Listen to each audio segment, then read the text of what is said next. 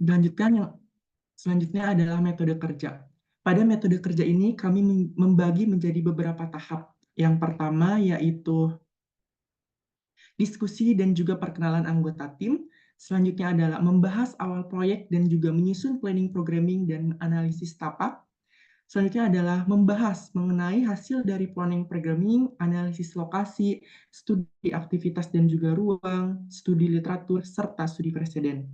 Setelah pembahasan tersebut, selanjutnya adalah pembahasan konsep apa yang akan kita gunakan pada proyek kali ini. Setelah pembuatan konsep, selanjutnya adalah membuat gubahan massa. Setelah pembuatan gubahan massa selesai, selanjutnya adalah pembagian tugas, yaitu membagi tugas pekerjaan yang dapat dikerjakan oleh anggota tim kami. Setelah pembagian tugas selesai, yaitu kami menyiapkan laporan akhir bersama dan juga finalisasi laporan akhir bersama, dan juga presentasi laporan akhir yang pada kali ini kita mempresentasikan laporan akhir tersebut. Adapun penggunaan aplikasi atau software yang kita gunakan pada proses pengerjaan proyek akhir ini, yaitu tools yang digunakan untuk komunikasi ada WhatsApp, Google Meet, dan juga Zoom. Sedangkan untuk tools atau software yang digunakan dalam mendesainnya ada Revit dan juga Archicad. Ada pula tools yang digunakan dalam menganalisisnya yaitu seperti Google Earth dan juga Predesign. Kemudian untuk animasi dan juga rendering itu menggunakan D5 Render, dan untuk finalisasi final laporan menggunakan Canva. Selanjutnya ada daftar isi. Dalam daftar isi ini kita membagi menjadi beberapa bagian. Yang pertama ada metode kerja yang sudah saya bahas di awal, kemudian ada konsep normatif, diagram konseptual, master budget, gambar kerja, dan yang terakhir adalah visualisasi. Selanjutnya akan dijelaskan oleh Yusuf.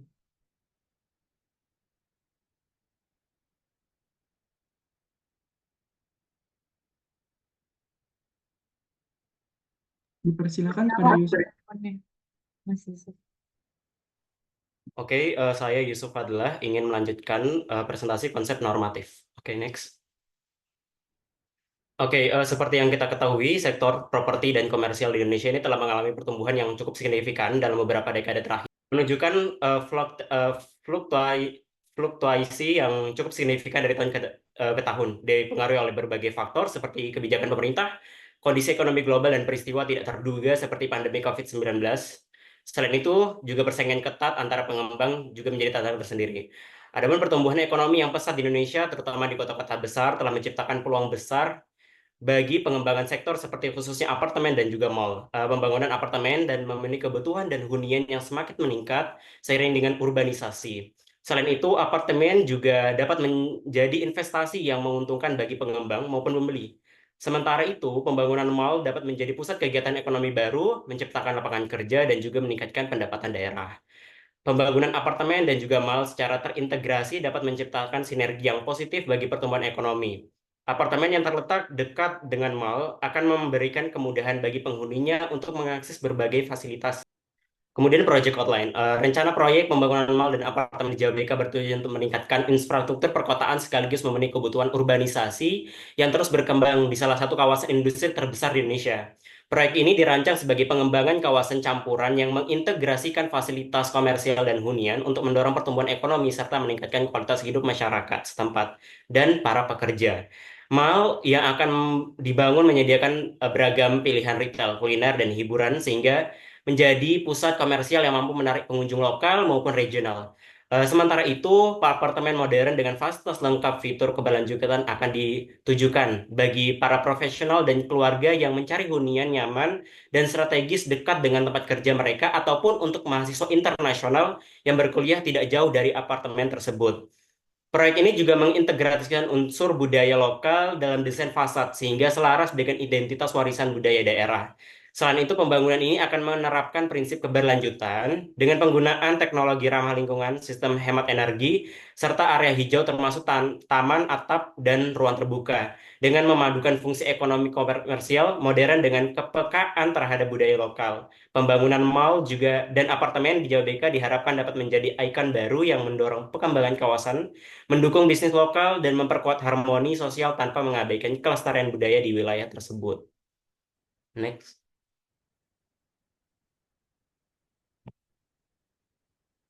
Baik, selanjutnya kita akan membahas secara garis besar terkait site perencanaan yang kami pilih untuk bangunan kami.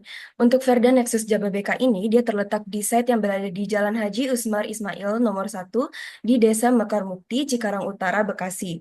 Khususnya berada di lokasi yang strategis yaitu di kawasan industri dan residensial terpadu Jababeka. Lokasi yang kami pilih termasuk lokasi yang strategis yang menjadi poin plus untuk menarik para investor serta memiliki potensi pertumbuhan dan ekonomi yang besar, serta didukung oleh infrastruktur yang terus berkembang, terus kemudian juga memiliki fasilitas yang lengkap, serta dukungan dari pemerintah. Infrastruktur yang dimaksud berupa jalan tol dan juga pelabuhan kering yang baik, terus kemudian serta akses ke transportasi umum yang dapat meningkatkan konektivitas ke site bangunan. Kemudian untuk kawasan Jababeka ini sendiri, dia dikelilingi oleh banyak fasilitas penunjang seperti pusat perbelanjaan, kemudian rumah sakit, dan juga sekolah seperti sekolah penabur dan area rekreasi lainnya. Baik, selanjutnya kita akan masuk ke dalam identifikasi permasalahan yang ada di dalam site ini sendiri adalah potensi yang kami temukan dari site ini sendiri. Karena dia berada di Central Business District, terdapat peluang yang besar untuk pertumbuhan ekonomi, kemudian juga terutama di sektor komersial, perkantoran, dan juga industri pendukung lainnya. Terus yang kedua, karena faktor peluang dan juga perkembangan sektor komersial dan bisnis yang tadi saya sebutkan, nilai properti di sekitar proyek kemungkinan akan menjadi makin meningkat, dan hal ini akan memberikan keuntungan jangka panjang bagi pengembang dan juga investor. Terus kemudian yang ketiga, didukung oleh infrastruktur transportasi yang baik, sehingga dapat meningkatkan mobilitas orang dan juga barang yang dapat juga meningkatkan potensi pertumbuhan dari bisnis itu sendiri. Terus kemudian ada masalah yang kita temukan juga di site ini. Sebenarnya bukan masalah yang ada di site, tapi khususnya ini masalah yang terjadi di Kabupaten Bekasi itu sendiri. Jadi di Bekasi ini masih ada pembangunan infrastruktur. Jadi bisa dibilang infrastrukturnya itu tidak lengkap, tapi sedang dibangun sehingga nantinya akan lengkap. Jadi untuk pembangunan infrastruktur itu dikelompokkan menjadi 3 subprogram, yaitu ada perhubungan, permukiman, serta pembangunan fasilitas publik. Untuk bidang perhubungan, dia meliputi jalan, terus kemudian drainase, serta penerangan jalan umum. Terus kemudian untuk bidang pemukiman, dia penuntasan air kotor, terus kemudian penyediaan air bersih, sampah, dan juga rumah tidak layak huni. Dan yang terakhir untuk infrastruktur pembangunan, dia memfokuskan pada fasilitas sosial dan juga fasilitas umum. Kemudian berikut juga ada beberapa persoalan yang menjadi aspek yang kami perhatikan dan juga kami pertimbangkan selama mendesain atau merancang Verdan Nexus JK ini. Berikut ini adalah persoalannya. Yang pertama itu dalam perancangan ini kami perlu memperhatikan perancangan pada tapak untuk memberikan respon yang positif bagi bangunan dan juga lingkungan di sekitarnya. Terus yang kedua, membuat desain yang ikonik serta memiliki focal point pada fasad bangunan untuk menjadi salah satu daya yang menarik serta aspek budaya identitas kota. Terus yang ketiga, program ruang yang dapat mewadahi seluruh kegiatan dari pengunjung di mall maupun di apartemen. Terus yang keempat, penerapan struktur yang fungsional dan juga estetis. Terus yang kelima, atau yang terakhir, itu adalah perancangan utilitas yang efisien dan tertata dengan memperhatikan kenyamanan serta keamanan pelaku kegiatan. Perancangan mixed use mixed use apartemen dan juga mall ini dilakukan untuk mengakomodasi uh, peningkatan kunjungan wisatawan di daerah tersebut dan juga merespon daya beli masyarakat yang meningkat. Terus kemudian perkembangan kawasan industri di Jababeka ini semakin meningkat karena memiliki nilai jual yang tinggi dan kawasan tersebut juga dapat ditingkatkan menjadi kawasan CBD yang dilengkapi dengan fasilitas-fasilitas umum seperti multi-story, terus kemudian hotel, perkantoran, sekolah, dan rumah sakit. Selanjutnya. Selanjutnya, kami akan membahas tentang target perencanaan. Nah, target perencanaan Verda Nexus Jababeka ini kita mempunyai 4 poin penting, yaitu konektivitas, ruang terbuka publik, lingkungan berkelanjutan, dan branding. Untuk konektivitas, kita ingin mengintegrasikan ruang terbuka hijau sebagai area multifungsi yang tidak hanya berfungsi sebagai tempat rekreasi, tetapi juga sebagai kawasan resapan air dan penyaring udara untuk menciptakan lingkungan yang lebih sehat dan berkelanjutan. Lalu untuk ruang terbuka publik, kami ingin menstrategikan perencanaan lanskap melibatkan penataan ruang terbuka secara efisien untuk menciptakan lingkungan yang estetis, fungsional, dan berkelanjutan, termasuk penempatan area hijau, taman, jalur pedestrian, dan ruang publik. Lalu untuk lingkungan berkelanjutan, kita ingin mengintegrasikan ruang hijau dan infrastruktur ramah lingkungan seperti taman vertikal, atap hijau, dan jalur pedestrian. Tidak hanya memperbaiki kualitas udara, tetapi juga mendorong masyarakat untuk mengadopsi gaya hidup yang lebih ramah lingkungan. Dan untuk branding sendiri, kami ingin infrastruktur ini dibuat memiliki ciri khas unik yang mengintegrasikan konsep berkelanjutan dan konteks lingkungan, menciptakan harmoni antara gaya hidup modern, penghuni, dan kelestarian alam di lokasi pembangunan. Next. Nah, sebelum kita membahas topik-topik yang selanjutnya, kita bahas dulu pengertian apa yang kami buat, yaitu mixed use building. Mixed use building atau bangunan campuran adalah jenis bangunan yang menggabungkan beberapa fungsi dalam satu gedung, seperti mall dan apartemen. Dan mall sendiri adalah pusat perbelanjaan besar yang biasanya berisi berbagai toko, restoran, dan fasilitas hiburan. Di dalam sebuah mall, kita tidak bisa menemukan berbagai jenis toko kita bisa menemukan berbagai jenis toko mulai dari pakaian, elektronik hingga supermarket. Selain itu, mall seringkali dilengkapi dengan food court, bioskop, tempat bermain anak, dan area rekreasi lainnya. Lalu untuk apartemen sendiri adalah jenis tempat tinggal yang terdiri dari beberapa unit hunian dalam satu gedung. Setiap unit apartemen biasanya memiliki fasilitas dasar seperti kamar tidur, ruang tamu, dapur, dan kamar mandi. Apartemen itu sering menjadi pilihan tempat tinggal di kota-kota besar karena lokasinya yang strategis dekat dengan tempat kerja, sekolah, atau pusat perbelanjaan. Next.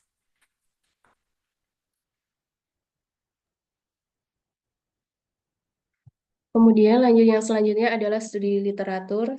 Yang pertama ada mall. Kita mengambil data pertumbuhan mall di Kota Cikarang. Tahun 1995 ada Mall Lipo Cikarang. Tahun 2006 ada Sentra Grocery Cikarang. Tahun 2024 ada Ion Mall Delta Mas Cikarang, Plaza Indonesia Jababeka, dan Cikarang Trade Center. Jenis dan karakteristik mall. Jenis mall yang pertama ada neighborhood mall. Mall kecil melayani kebutuhan sehari-hari seperti supermarket dan toko obat. Yang kedua community mall, lebih besar dari neighborhood mall, mencakup supermarket, toko pakaian, restoran, dan fasilitas hiburan sederhana. Yang ketiga ada regional mall, mall besar, menarik pengunjung dari area luas, memiliki berbagai toko ancol dan fasilitas hiburan lengkap. Yang keempat ada super regional mall, mall sangat besar, menarik pengunjung dari jarak jauh.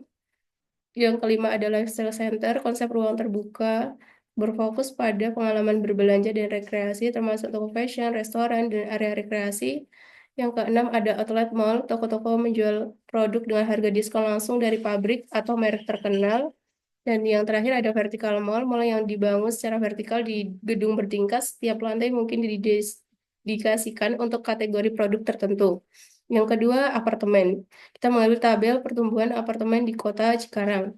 Tahun 1994 ada Crown Court Apartemen, tahun 2006 ada Metropark Kondominium Jababeka, tahun 2013 ada The Oasis Cikarang, tahun 2016 ada Mustika Golf Residence, tahun 2017 ada Melkarta Cikarang Galeri dan Azalea Cikarang, tahun 2019 ada Capstone Cikarang, tahun 2020 ada Reviewer Residence Apartemen, dan tahun 2025 akan ada The Millennial City.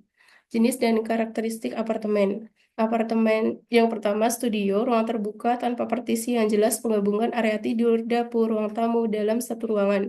Yang kedua, apartemen satu ruang tidur terpisah dari area tamu dan dapur, memberikan lebih banyak privasi. Apartemen dua kamar, biasanya dengan ruang tamu, dapur, dan kamar mandi terpisah. Apartemen tiga kamar tidur, biasanya dengan ruang tamu, dapur, dan kamar mandi terpisah.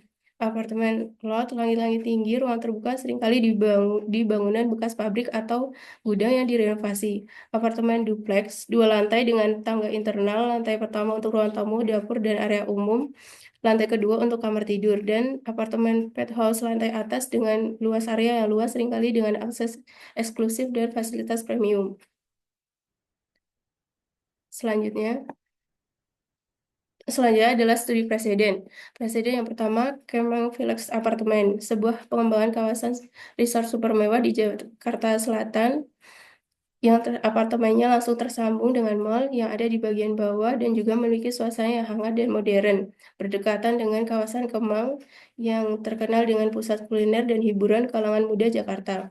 Fasilitas yang ditawarkan ada kolam renang, pusat kebugaran, sauna, lapangan tenis, area bermain anak, minimarket, dan lain-lain. Tipe kamar yang tersedia ada studio, 2 kamar tidur, 3 kamar tidur, 4 kamar tidur, dan penthouse.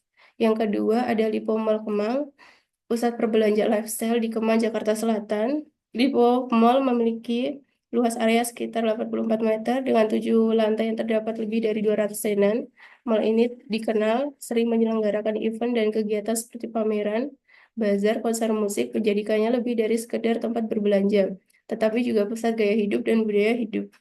Tipe tenan yang ada tuh ada fashion dan aksesoris, food and beverage, supermarket dan department store, home and living, dan lain-lain. Sedangkan fasilitas yang ditawarkan ada shuttle car, area parkir, toilet, ATM, musola, fasilitas kesehatan, area bermain anak, dan lain-lain. Selanjutnya, Baik, selanjutnya kita akan membahas mengenai studi aktivitas para pelaku serta kebutuhan ruang yang dibutuhkan di bangunan ini sendiri.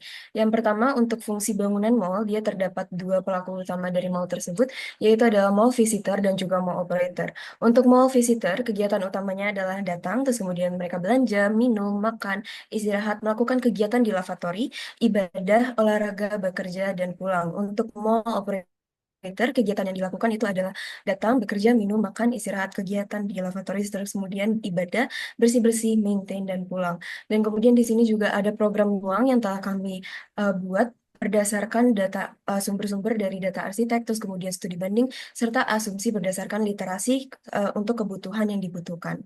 Selanjutnya. Selanjutnya untuk fungsi apartemen, pelaku yang kami identifikasikan ada apartemen residence, yaitu penghuni dari apartemen itu sendiri. Terus kemudian operation team yang akan manage dan juga memaintain serta melakukan back house operating dari apartemen itu sendiri, serta apartemen guest yang akan mengunjungi apartemen residen ataupun melakukan kegiatan di apartemen itu sendiri.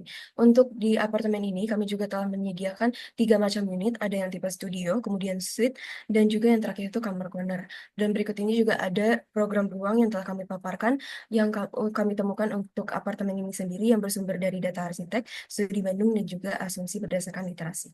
Selanjutnya. Kemudian selanjutnya diagram konseptual. Next.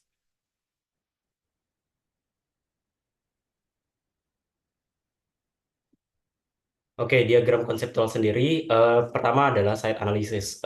Untuk lokasi dari site sendiri seperti yang sebelumnya sudah dijelaskan, terletak di Kabupaten Bekasi, Kecamatan Cikarang Utara, Desa Mekarmuti, dan dekat dengan bundaran utama JBK 5.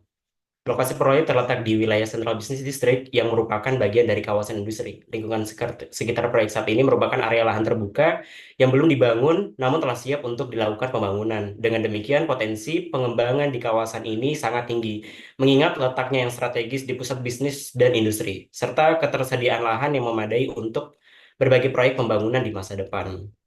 Kemudian untuk data peraturan daerah yang kami temukan, yaitu berdasarkan peraturan mengacu pada RT RW Kabupaten Bekasi tahun 2011 hingga 2031 dengan peraturan pembangunan sebagai berikut, yaitu KDB-nya 60%, KLB-nya 15%, KDH-nya 40%, dan GSB-nya 1/2 rumija plus 1 meter. Untuk luas site sendiri yaitu 16.000 meter persegi dengan pembagiannya sebagai berikut, sudah disediakan datanya. Kemudian untuk batas tapak sendiri, batas tapak di bagian barat terdapat sungai utama dari Jabeka yang memang sebagai tempat aliran air utama gitu. Kemudian di batas utara ada Hollywood Arcade dan juga Ruko, kemudian di sebelahnya lagi ada Presiden University. Kemudian di bagian batas timur ada Jalan Haji Usmar Ismail yang kemudian di bagian depannya lagi itu akan direncanakan untuk pembangunan Grand Indonesia. Kemudian di bagian batas selatan terdapat ruko dan juga sekolah penabur. Kemudian pertumbuhan ekonomi dan bisnis. Lokasi di pusat bisnis dan kawasan industri menawarkan peluang besar untuk pertumbuhan ekonomi, terutama dalam sektor komersial, perkotaan, dan industri pendukung lainnya. Kemudian daya tarik bagi investor untuk wilayah CBD selalu menjadi magnet bagi investor karena prospek pengembangan yang besar, terutama dengan lahan terbuka yang siap dibangun. Hal ini menciptakan peluang untuk berbagai proyek, properti, dan infrastruktur. Kemudian ada peluang peningkatan nilai properti. Seiring berkembangnya kawasan bisnis industri, nilai properti di sekitar proyek kemungkinan akan meningkat, memberikan keuntungan jangka panjang bagi pengembang dan juga investor. Kemudian juga aksesibilitas yang baik terletak strategis di kawasan CBD, umumnya didukung oleh infrastruktur transportasi yang baik, sehingga meningkatkan mobilitas orang dan barang yang berpotensi mendukung pertumbuhan bisnis. Next slide. Kemudian site analysis berdasarkan pre-design SketchUp. Pertama ada analisis mikro, hutan-hujan tropis dengan suhu rata-rata antara 23 derajat sampai dengan 32 derajat Celcius. Tidak ada musim dingin, tapi ada periode dengan curah hujan yang tinggi, seperti pada saat musim hujan. Kemudian sering berangin ringan, tapi jarang ada angin yang begitu kencang. Angin terasa lebih kencang pada saat musim hujan. Kemudian tingkat kelembaban yang dirasakan di Cikarang lembab dan panas menyesakkan atau menyengsarakan. Parasnya secara signifikan sepanjang tahun tetap dapat rentan 4% dari 96%. Pada saat musim kemarau yang terjadi di Cikarang, terkadang beberapa periode itu terasa gelombang panas berlebih. Seperti itu. Kemudian architectural response priorities melindungi bangunan dari panas dengan ngebuat shading atau kanopi atau overhang, perbasaran koneksi indoor dan outdoor dengan bukaan besar dan area yang teduh, sistem ventilasi alami untuk mendinginkan ruangan atau membuat semacam passive cooling. Next.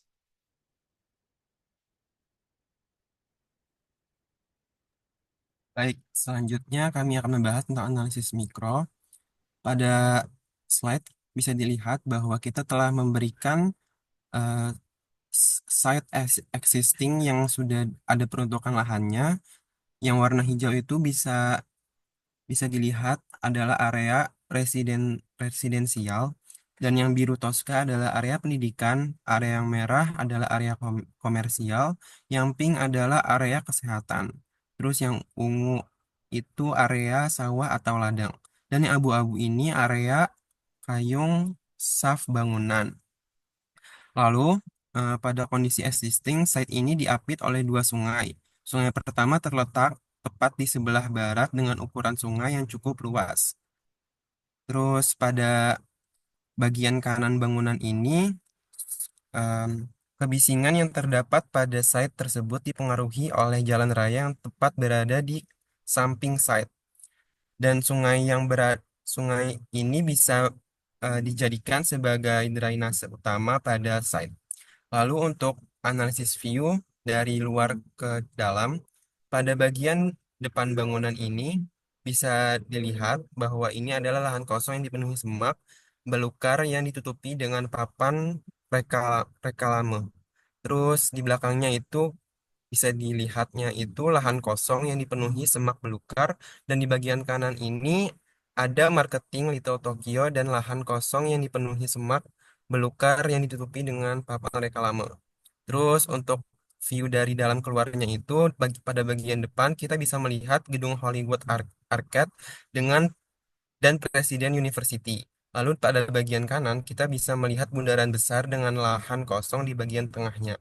Lalu ada jalan raya dan lahan kosong Grand Indonesia Cikarang. Lalu di bagian belakang adalah lahan kosong dan terlihat bangunan Ibis Hotel dan beberapa apartemen. Lalu ada jalan raya dan lahan kosong Grand Indonesia Cikarang. Lalu pada bagian kanan terdapat sungai. Next. Untuk pencapaian makro, site ini dekat dengan tol Cikarang Barat 1. Jadi akses untuk keluar kota bisa melalui tol terdekat yaitu tol Cikarang Barat 1. Dengan mobil jarak tempuhnya sekitar 16 menit dari gerbang tol. Lalu untuk akses menuju lokasi itu dapat ditempuh juga dengan berjalan kaki. Untuk pejalan kaki telah dilengkapi oleh jalur pedestrian sebagai akses penghubung dari berbagai penjuru. Untuk kendaraan umum, lokasi tersebut bisa dilalui dengan angkutan kota. Dan untuk estimasi waktunya itu untuk akses dari dalam Kabupaten Bekasi sendiri, mobil sekitar 24 menit dan motor sekitar 21 menit. Lalu lokasi site ini berada tepat di kawasan area kota berkelanjutan yang dirancang untuk 10-20 tahun yang akan datang. Lokasi site ini memiliki nilai investasi yang sangat tinggi karena akan memiliki letak yang sangat strategis di tengah kawasan industri Cikarang Karawang. Dan juga lokasi site ini direncanakan sebagai salah satu kota mandiri terbesar di kawasan Jabodetabek. Beberapa transportasi publik yang terkoneksi langsung dengan kota Jabodetabek lainnya pun sudah direncanakan. Lalu kita membahas tentang utilitas. Untuk air sendiri, ketersediaan air pada site disuplai oleh Jabebeka Eco Water. Lalu untuk Rio Kota, Kota Jababeka ini dilengkapi dengan 2 pabrik pengolahan air limbah dengan kapasitas gabungan besarnya hampir 35.000 meter kubik per hari. Dapat ditingkatkan menjadi 42.000 meter kubik yang sepenuhnya dimiliki dan dikelola oleh anak perusahaan Jababeka Infrastruktur. Dan untuk listrik sendiri, sebagai site yang terdapat di kawasan Kota Mandiri Jababeka, tentu disokong langsung oleh listrik perusahaan listrik swasta milik Jababeka yang sudah direncanakan ketersediaannya untuk menyuplai seluruh kebutuhan industri dan komersil. Dalam rangka memenuhi kebutuhan energi dari kawasan industri ini, Jababeka memulai sebuah proyek pembangkit listrik sekitar 1.300 MW pada tahun 2007 dan Jababeka menyadari bahwa di masa depan permintaan energi akan terus berkembang. Itulah sebabnya disediakan pola ruang untuk pembangkit listrik 130 MW yang kedua. Next. Baik, selanjutnya masuk ke site analisis, khususnya bagian SWOT analisis atau strength, weaknesses, opportunities, dan juga threats. Untuk strength dari site ini sendiri, karena yang pertama itu dia berada di lokasi yang strategis dan aksesibilitas ke site tinggi, terus kemudian lahan kosong dengan potensi pengembangan tinggi dan aturan tata ruang yang mendukung, KDB-nya 60%, KDB-nya 15%, terus kemudian KDH-nya 40%. Terus kemudian didukung oleh utilitas modern seperti pengelolaan air limbah dan juga suplai listrik swasta dari Jababeka Infrastruktur yang memastikan kebutuhan industri dan komersial terpenuhi. Selanjutnya, kawasan di sekitar site juga memiliki nilai investasi yang tinggi dan prospek peningkatan nilai properti dan area datar yang ada di site yang dapat mempermudah proses konstruksi dan juga pengembangan bangunan. Terus selanjutnya ada aspek weakness-nya. Yang pertama itu adalah paparan sinar matahari yang berlebihan sepanjang tahun dapat meningkatkan kebutuhan akan shading dan juga sistem pendinginan.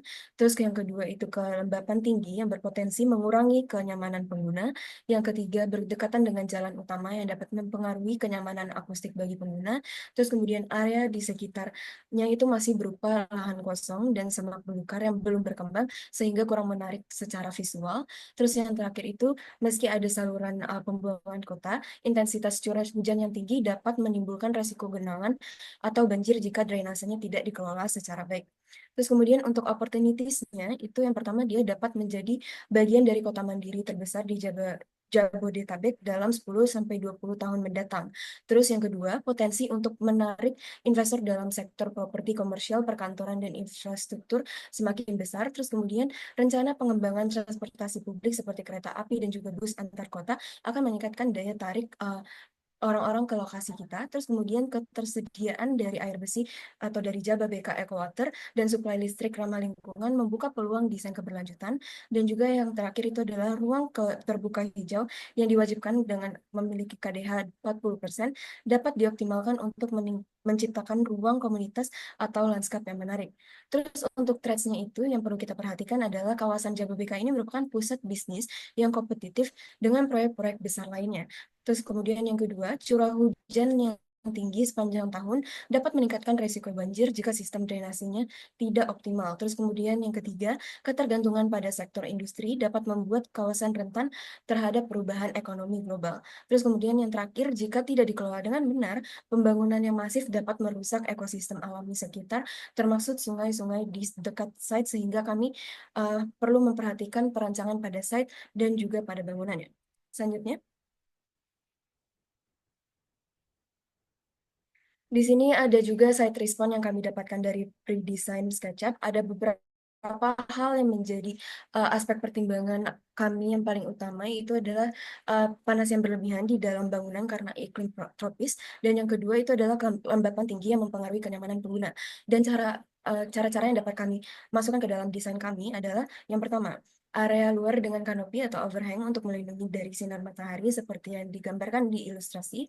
Terus kemudian penerapan shading di fasad yang terpapar di matahari intens, terutamanya itu pada sisi timur dan juga sisi barat. Dan di sini juga ada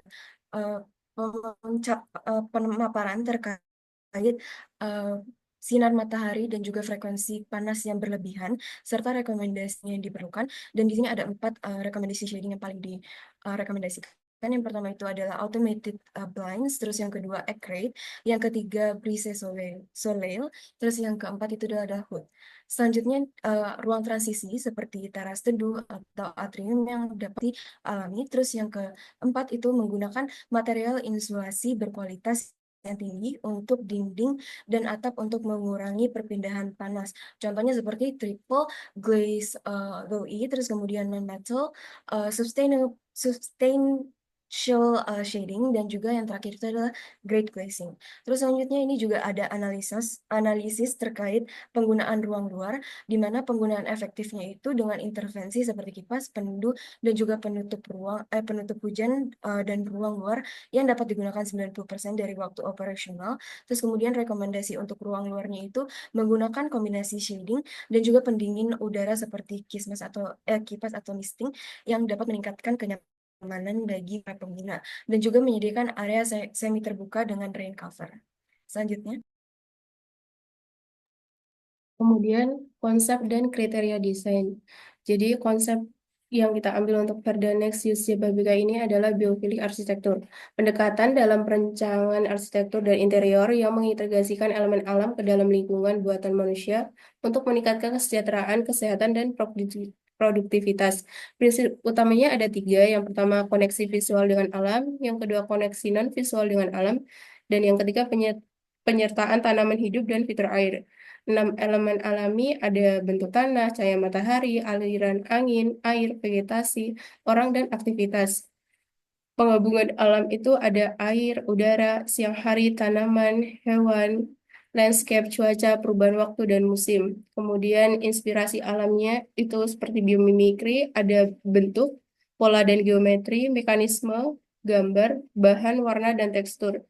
Dan interaksi alam itu aspeknya ada prospek dan perlindungan, kompleksitas dan keteraturan, bahaya dan misteri, koneksi ke tempat, dan koneksi ke ruang.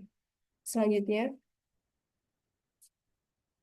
Nah, kemudian konsep untuk gubahan massa sendiri. Yang pertama, kita menentukan garis perancangan site mana yang akan kita olah. Yang kedua, mengekstruksi podium gedung yang digunakan secara komersil dari lantai dasar sampai dengan lantai 2.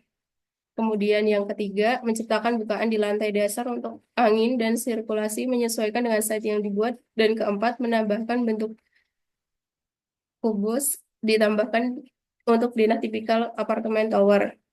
Kemudian respon bangunannya, bangunan dirancang dalam bentuk mixed use dengan bagian podium sebagai area komersil di bagian bawah dan tower untuk apartemen di bagian atas. Bangunan berorientasi menghadap ke utara dan timur untuk memaksimal potensi view dari alam keluar yang ada. Untuk meningkatkan aspek lingkungan dan penerapan green building di desain bangunan, dirancang area hijau sebagai ruang terbuka komunitas di site dan juga di roof garden.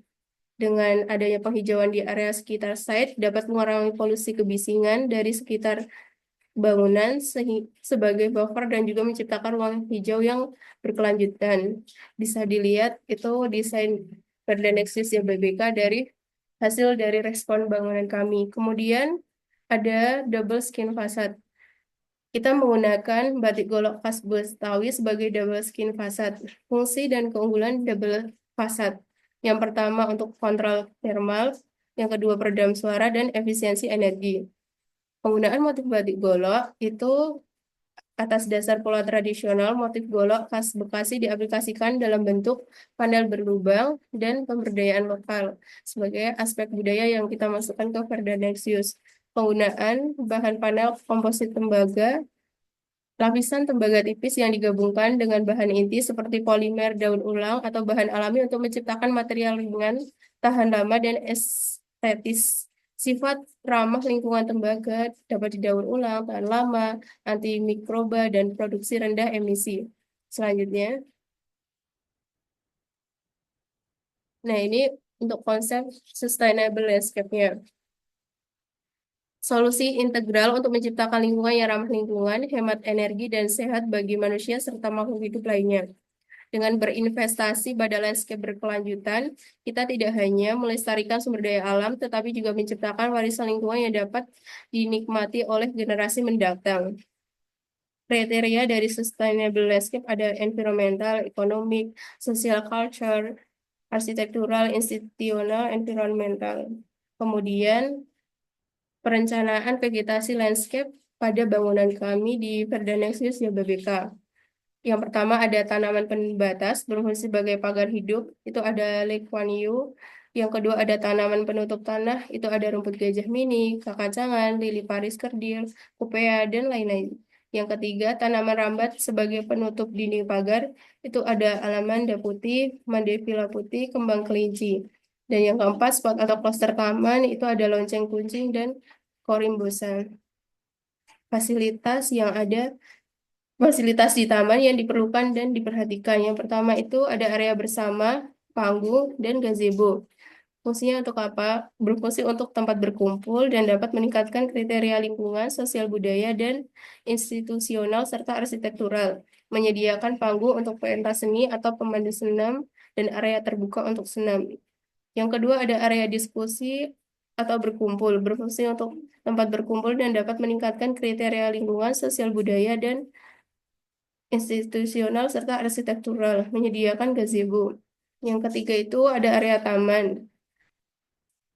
Diberikan tanaman-tanaman produktif yang artinya bisa dikonsumsi, mengendalikan iklim, dapat menurunkan polusi, terus habitat, dan memiliki nilai estetika. Yang terakhir itu ada area membaca atau literasi untuk meningkatkan produktivitas warga dan minat baca warga. Selanjutnya,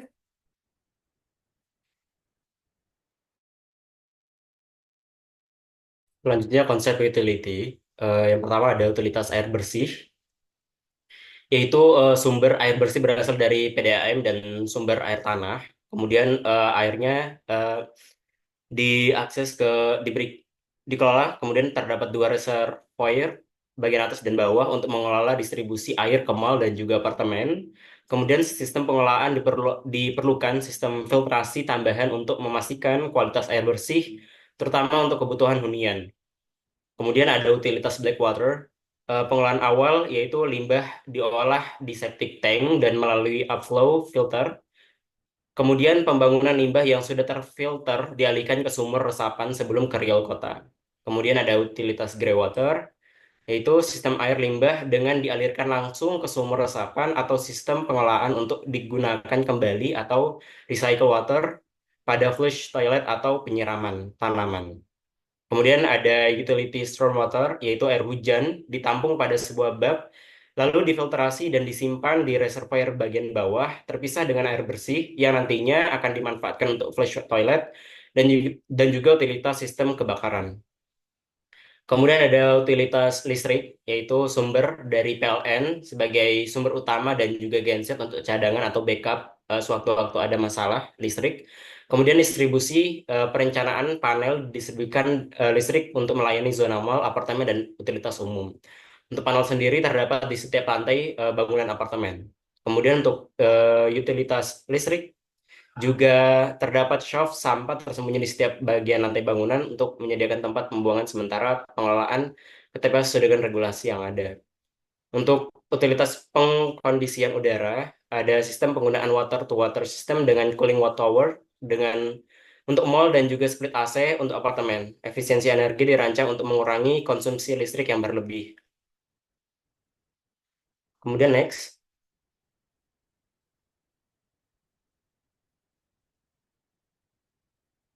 Kemudian ada struktur konsep.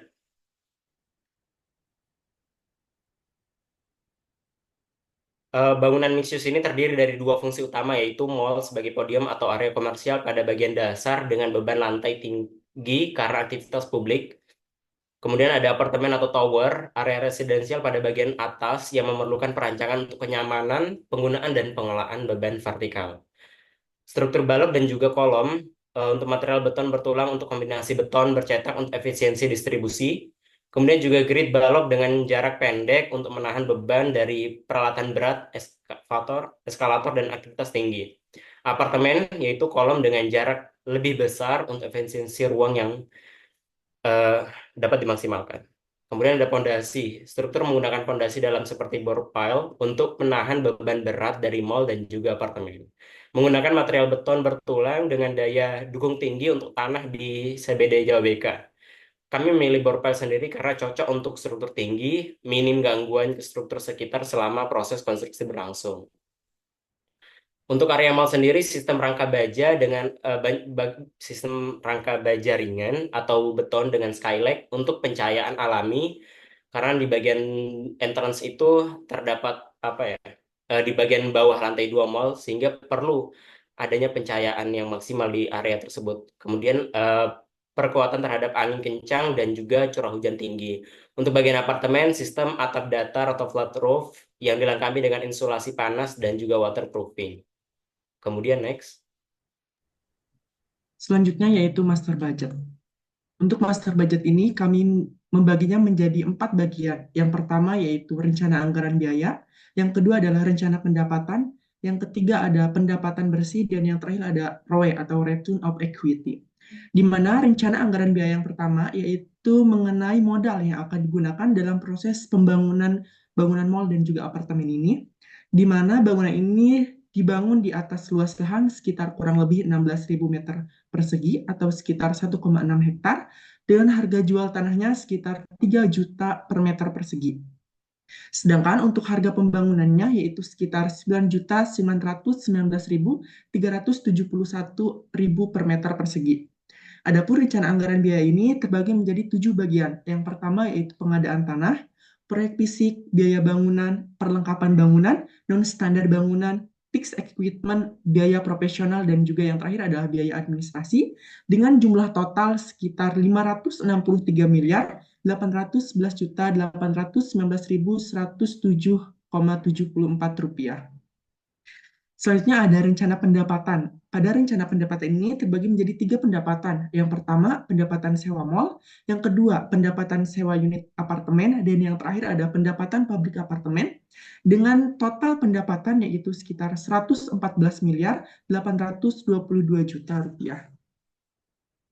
Selanjutnya ada pendapatan bersih. Pendapatan bersih ini adalah pendapatan kotor dikurangi biaya tetap, dengan total yaitu sekitar 63.667.9.044,61 rupiah, dikurangi dengan pajak penghasilan sekitar 3.153.350.452,23 rupiah, dan didapatkanlah pendapatan bersihnya yaitu sekitar 60.488.658.592,38 rupiah.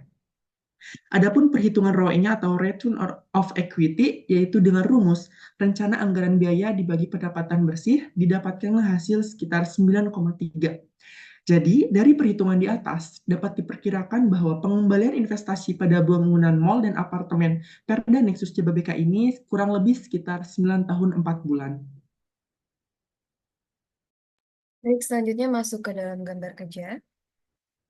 Untuk gambar kerja yang pertama itu ada block plan. Di sini juga menunjukkan gambaran dari site dan juga bangunan yang sudah ada serta rencana atap yang sudah ditunjukkan. Di sini di dokumen juga ada keterangan yang menjelaskan tentang apa saja yang ada di site itu sendiri. Untuk nomor 1 itu ada entrance site, dia berada di sebelah kanan, dan juga nomor 2 itu ada entrance service, dia ada di sebelah kanan juga dekat Jalan Haji Usmar Ismail. Terus kemudian yang ketiga itu exit site, dia ada di sebelah kiri atas, dan juga exit service di sebelah kirinya. Dan juga nomor 5 itu ada in basement. Yang nomor 6 itu juga ada out basement. Terus yang ketujuh itu ada atap apartemen. Yang kedelapan itu ada roof garden. Dan yang kesembilan itu ada side garden. Selanjutnya. Selanjutnya di sini ada penggambaran untuk site plan kami. Di sini dapat terlihat lebih jelas terkait sirkulasi untuk pengunjung dan juga untuk servisnya serta akses untuk pedestriannya. Dan di sini juga bisa dilihat di bagian mall itu ada 3 main lobby. Untuk lobby yang pertama itu dia ada di gubahan masa yang bagian atas sebelah kanan, di bagian atas di tengah-tengahnya. Terus kemudian yang keduanya itu ada di gubahan masa yang di bawah. Ada 2 site lobby. Kemudian selanjutnya, Selanjutnya yaitu denah basement. Pada denah basement ini kami membaginya menjadi 2, yaitu ada parkiran yang khusus apartemen dengan parkiran yang khusus untuk mall dan juga umum. Di mana dalam proses parkiran mobil untuk apartemen ini memiliki kapasitas sekitar 42 parkir mobil dan juga 35 untuk parkir motor. Sedangkan untuk yang umum atau pengunjung mallnya, parkiran mobilnya sekitar 51 dan parkiran motornya sekitar 92 parkiran. Untuk denah basement satunya masih dengan kapasitas yang sama dan juga dengan perlakuan yang sama, yaitu parkir apartemen dipisah dengan parkir mall. Untuk area masuk dari basement tersendiri yaitu di area sebelah sini dan juga keluar di area sebelah sini.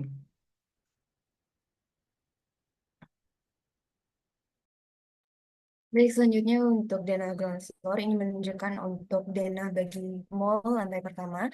Di sini juga bisa dilihat ada keterangannya untuk yang sudah ditandakan warna hijau itu adalah untuk daerah service. Terus kemudian untuk yang warna coklat muda itu untuk retail kecil. Terus kemudian yang warna kuning retail besar, yang warna abu-abu itu retail sedang. Terus kemudian yang warna abu-abu retail besar. Terus kemudian juga ada coffee shop serta department store dan juga penggambaran untuk vertikal circulation vertikalnya menggunakan eskalator. Selanjutnya.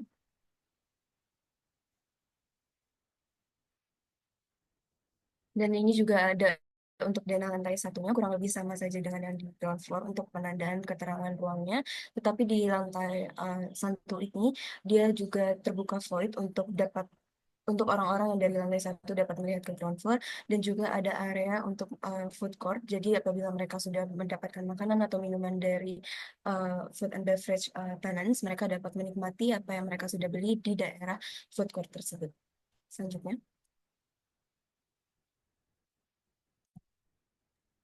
Selanjutnya kita masuk ke lantai 2 mall atau lantai dasar apartemen. Jadi pada lantai 2 mall ini kita memberi kombinasi antara bangunan apartemen dengan suasana alam. Jadi kita memberikan roof garden pada lantai 2 mallnya. Roof garden ini sendiri kami peruntukkan hanya untuk penghuni dari apartemen ini.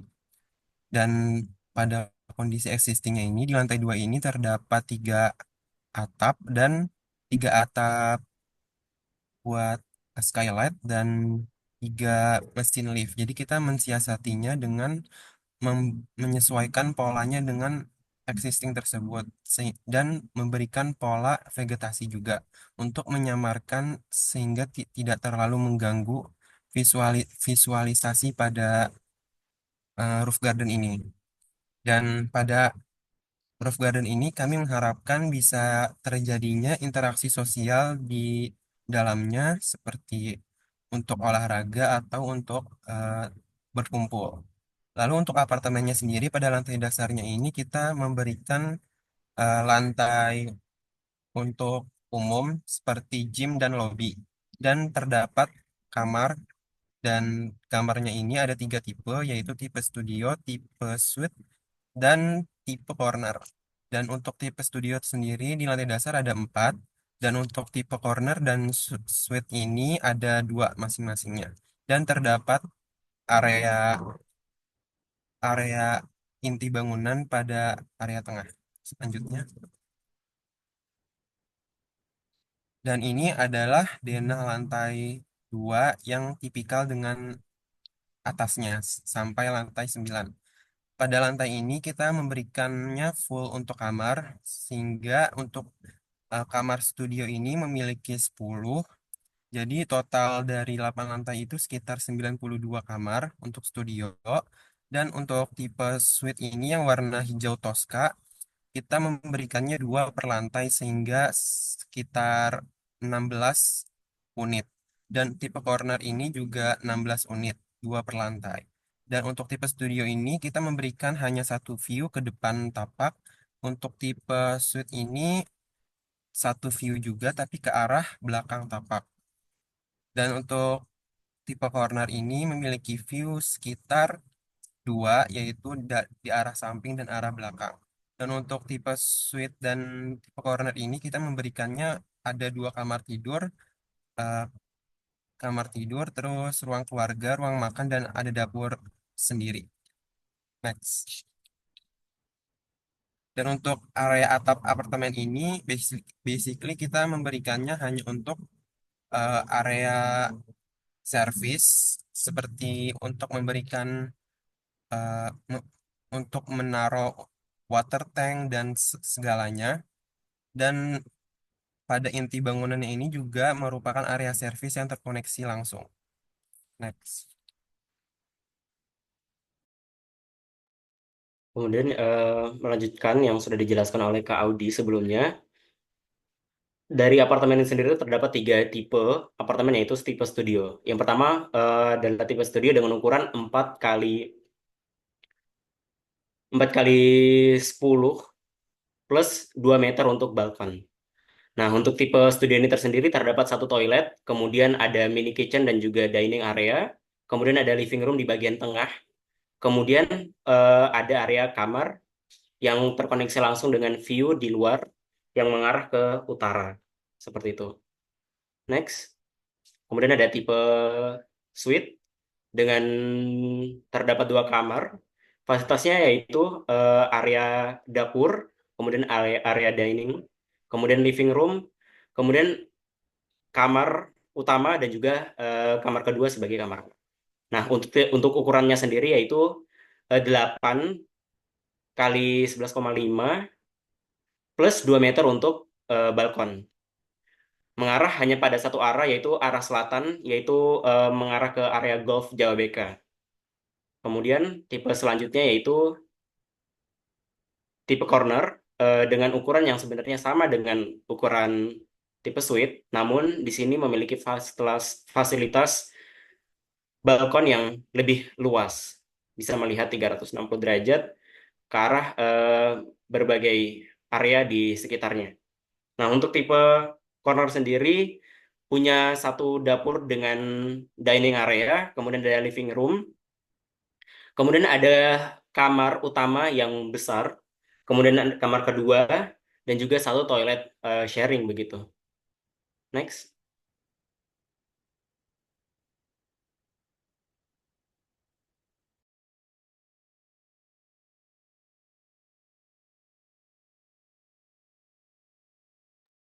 Kemudian ini untuk gambar tampaknya, bisa dilihat sebenarnya venue utama kita itu yang di landscape ada seperti groove-nya, itu buat venue utama dengan air mancur di tengahnya, terus juga ada air mancur pendukung di sampingnya, serta atrium, beberapa atrium yang ada sekitar, sama vegetasi yang mendukung. Boleh di next. Nah ini untuk tampak sampingnya, kita ada tulisan Ferdanexis Jababeka secara vertikal di bagian samping agar orang-orang yang dari samping bisa melihat kalau itu ada apartemen di situ. Selanjutnya, nah ini untuk tampak belakangnya tuh sebenarnya cuman untuk sirkulasi udara dari apartemen yang masuk ke kamar-kamar tipe corner sama suite tadi. Terus juga bisa dilihat apa namanya atap skylight-nya dari belakang sama belakang buat jalur servis. Boleh di next. Nah, ini untuk tampak samping kiri bangunannya masih terlihat sama sama kayak yang kanan tadi. Boleh di next. Nah, ini untuk potongannya bisa dilihat bahwa skylight itu ada di bawah, di atasnya atrium. Jadi cahaya itu bisa masuk ke dalam ruangan, cahaya alami langsung masuk ke ruangan sehingga di dalamnya tuh nggak kelihatan gelap dan nggak kelihatan kalau itu penuh gitu. Bisa dilihat juga ada potongan basement dari lantai dari basement 1 ke basement 2, ada ramnya. Boleh di next. Nah, ini juga skylight yang kedua. Itu langsung di atas atrium. Atriumnya tadi kan ada 2, jadi skylightnya juga ada 2. Boleh di next.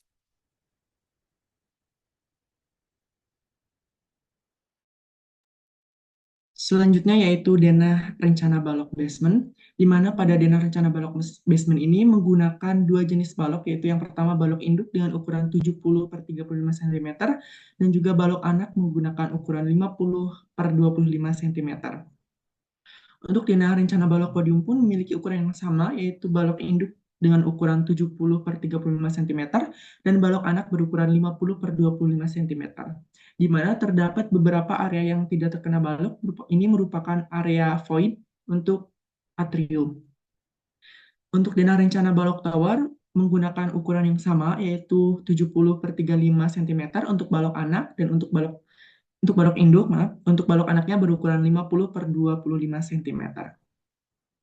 Selanjutnya ada denah rencana pondasi, di mana pondasi ini menggunakan pondasi bore file yang dilengkapi dengan solder file berukuran 60 cm, dan juga ada slup induk berukuran 70 per 35 cm, slup anak berukuran 50 per 25 cm. Dan juga ada menggunakan pondasi rap, yaitu untuk bagian core. Adapun detail dari pondasinya, yang pertama yaitu pondasi bore file memiliki ukuran file cap yaitu 200 kali 200 cm dengan ketebalan yaitu sekitar 80 cm dan memiliki diameter untuk bore file-nya yaitu 50 cm. Adapun untuk detail pondasi rapnya seperti pada gambar ini. Selanjutnya adalah denah rencana atap dak. Pada rencana atap dak ini terbagi menjadi beberapa lapisan. Yang pertama ada lapisan 4 lantai dengan ketebalan 14 cm, kemudian dilapisi dengan plesteran beton, waterproofing, dan yang terakhir adalah lapisan epoksi. Adapun detailnya yaitu pada atap dak ini dilengkapi dengan talang horizontal dan juga dilengkapi dengan tarang vertikal yang akan terhubung ke reservoir bawah untuk flush kamar mandi toilet ataupun untuk area kebakaran. Adapun isometri strukturnya dapat yang digunakan pada bangunan ini terlihat seperti gambar menggunakan balok anak berukuran 50 per 25 cm, kemudian balok induknya 70 per 35 cm dengan dinding penahan tanahnya yaitu solder file dan ukuran diameter 60 cm.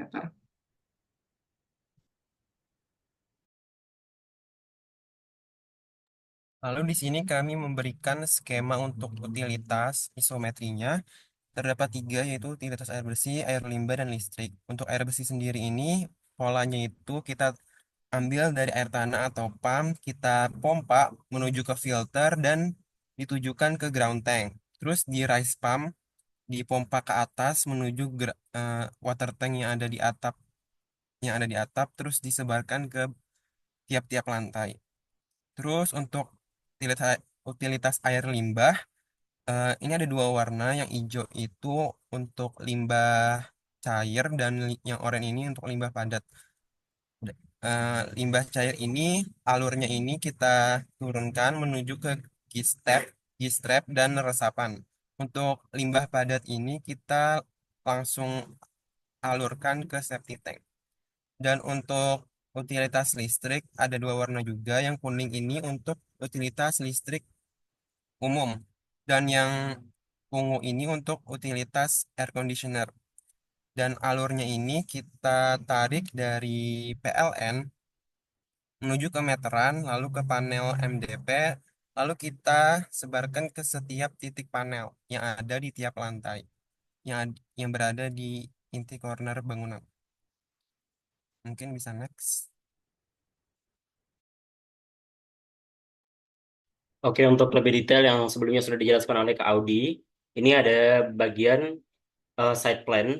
Untuk bagian site plan ini terbagi menjadi beberapa area untuk area mekanikal atau lampu. Ini sepenuhnya dipegang oleh tim engineering atau mekanikal dari si apartemennya, mallnya sendiri. Kemudian untuk akses mekanikal dan elektrikal di area site plan ini sendiri terbagi menjadi beberapa area. Pertama ada di area corner utama, yang kedua, kemudian ada yang di area selanjutnya di seberang pintu lobby, yaitu di area sini. Nah, ini areanya berfungsi sebagai area kontrol begitu untuk mechanical dan electrical di area side plan. Next. Nah, untuk area Dena Electrical untuk basement lantai 1 dan juga basement lantai 2, semuanya terbagi menjadi beberapa area. Area yang seperti yang sebelumnya sudah dijelaskan oleh Karifan, ada area apartemen, dan juga area parkir untuk area umum. Nah, untuk area umum ini sendiri, semuanya tersatukan menjadi dua area. Pertama ada di bagian corner bagian utara, kemudian ada bagian selatan untuk beberapa blok saja. Kemudian untuk bagian apartemen, bagian basementnya itu terdapat di bagian corner bagian selatan, yang di bagian bawah apartemen. Next. Nah, untuk mekanikal di area tipikal dari lantai apartemen lantai 1 sampai lantai 9, itu area utamanya, area kontrol utamanya terdapat di ruang panel, yaitu di area tengah, kemudian terbagi menjadi beberapa area di setiap ruangan-ruangan. Kurang lebih seperti itu. Next.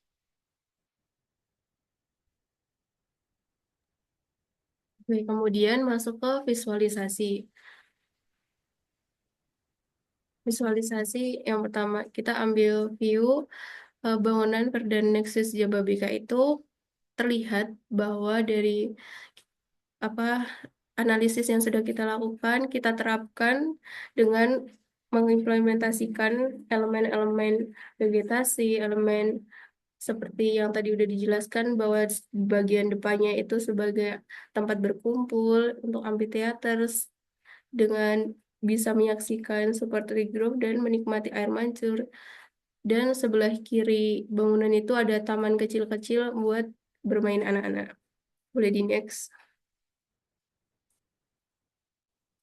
Nah, ini untuk gambar lebih detailnya. Jadi di depan di lantai paling bawah ground floor itu untuk retail baju. Terus di area Super Tree Grove ini emang kalau malam dia akan apa ada cahaya warna-warni karena view-nya akan bagus dan emang tempat yang bagus. Selain untuk berkunjung ke mall, mereka dapat menikmati malam hari berjalan-jalan di area itu untuk foto sport atau yang lainnya. Boleh di next.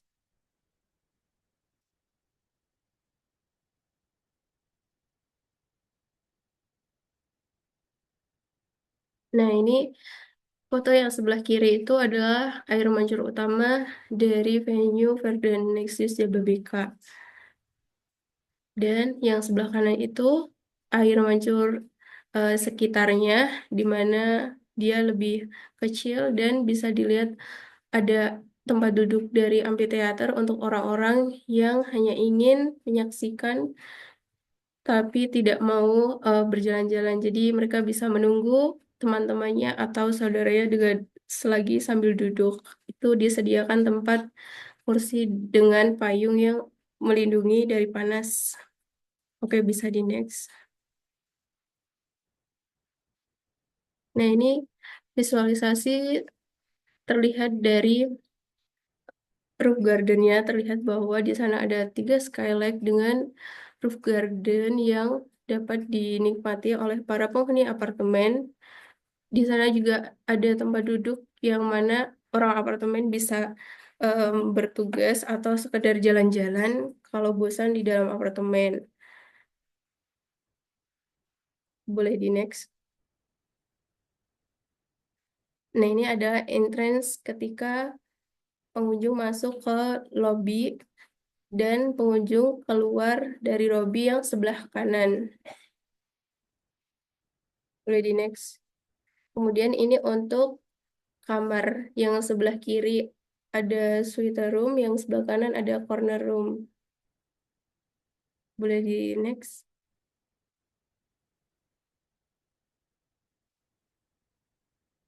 Nah, yang foto sebelah kiri ini ada tipe kamar studio dan sebelah kanan ini ada atriumnya. Oke, boleh di next.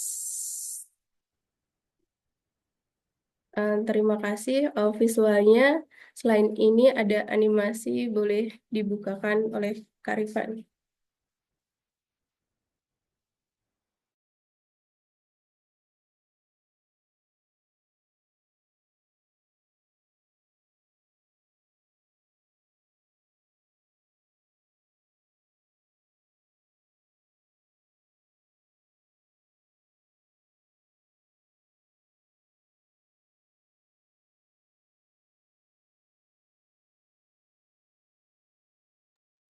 Mungkin boleh diulang karena suaranya nggak ada backsoundnya. Mungkin di on mic kan punya Karifan.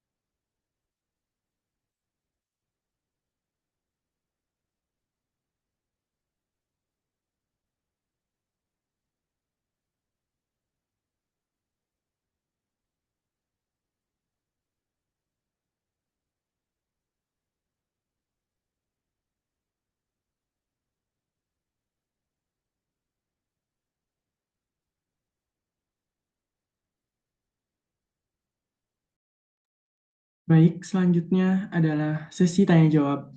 Dipersilakan kepada Miss Dinda untuk memberikan saran dan juga kritikannya terhadap presentasi dan juga desain kami. Makasih ya kelompok 3C. Sebetulnya nggak ada ini sih, nggak ada komplain. Malah saya apresiasi dengan kalian cuma berlima bisa nyelesain tugasnya on time dan isinya udah cukup komprehensif ya, semuanya dijelasin, mulai semua aspek-aspeknya juga udah dijelasin. Jadi sebenarnya saya nggak mau komen apapun, dan sebelumnya juga sudah pernah saya komen di asistensi sebelumnya dan ternyata diterapin semua yang saya komen. Dan udah cukup bagus sih, nggak ada komen sama sekali. Beri aplaus dulu. Terima Kalau kasih, Miss. ya, kalau memang sudah, kita bisa akhiri aja. Nanti saya minta tolong Mas Rifan untuk di-upload ya recordingnya. Tadi saya sempat ada kendala. Baik, Oke, Miss. thank you so much 3C. Kalian doing the good job. Oke. Oke, terima kasih, Miss.